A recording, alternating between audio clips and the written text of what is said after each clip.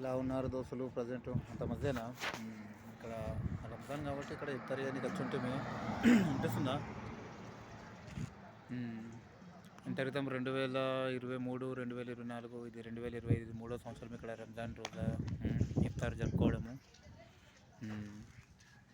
ఇదే మన ఖత్తర్లో అబునక్లా అంటారు, అబునక్లా ఏరియా. సరేనా చూడు ప్రజెంట్ ఇదే మస్జిద్.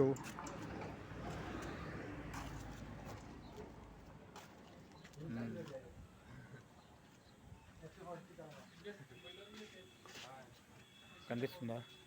ఇదే మేము చేసే ఇఫ్తార్ ప్లేసు, ఇక్కడ మస్జిద్. ఇంకా ఫ్రెండ్స్ అంత మంచిదేనా మరి?